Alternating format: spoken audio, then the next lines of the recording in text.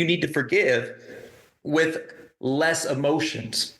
You see, less negative emotions. Because if I don't forgive myself first and I still have a bunch of guilt and shame when I come to confront you and need to forgive you for what you did to me, where I'm feeling too much negative emotions coming into that conversation because I'm still carrying that baggage. So I'm going to come in angry. I'm going to come in upset, pointing fingers. But you did this and you made me feel this. But if I detach the negative emotions first through forgiving myself, I get to come to that conversation with a clear conscience. I get to come to that conversation with security in my identity. I actually know who I am because I've already replaced the lie that I told myself with the truth. So I know who I am coming into that conversation. So you can't lie to me. If you try to gaslight me and tell me that it was all my fault and turn it all around when I clearly know it wasn't, I'm going to say, look, I understand that's how you feel and your emotions are valid. You need to forgive yourself as well.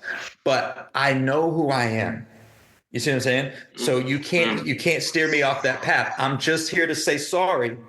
And I'm letting go of all the parts of me that are untrue, all the lies that I told myself after you hurt me, when I felt like I wasn't worthy. I'm just here to tell you I am worthy.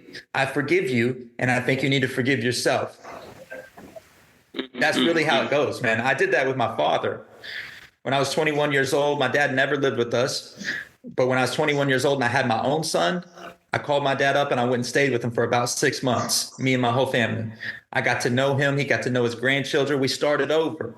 Night after night, we sat on the back porch. We cried together. We went through our childhoods together. I got his perspective. He got my perspective. I forgave him. He forgave me. He forgave himself. I forgave myself. And now me and my dad are like best friends. We're so close. In high school, I hated this man because I had too much negative emotions attached and I was angry, but anger is just a secondary emotion. You always feel something else first. So nobody's ever really angry.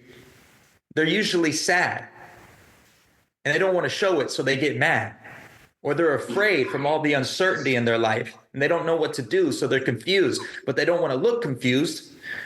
So they just get angry.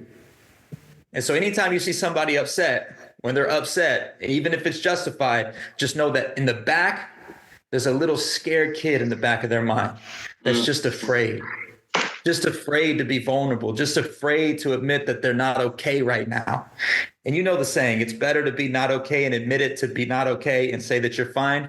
And the reason why is because as soon as you say that you're fine, you create cognitive dissonance.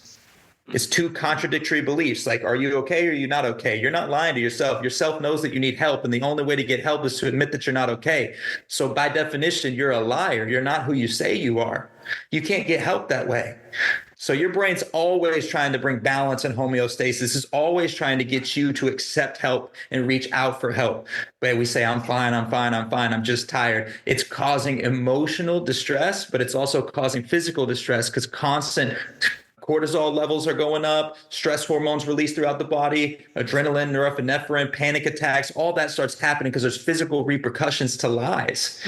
So my whole point when I'm speaking to kids or anybody even listening to this, the point of everything that I do in the schools, the point of every motivational speaker I've ever seen is to get you to a point where you realize that there are some lies that you have been living.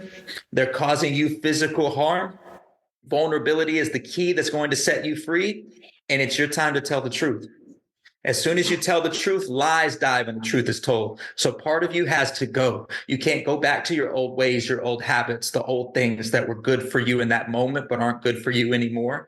They made you feel comfortable in the chaos, but in reality, you can't grow that way. Every time you step outside of your comfort zone, fear is going to be waiting for you. Most people freeze up and they go back to their old ways, their old habits, their old friend groups, whatever they're comfortable doing. But that's not how you're going to grow.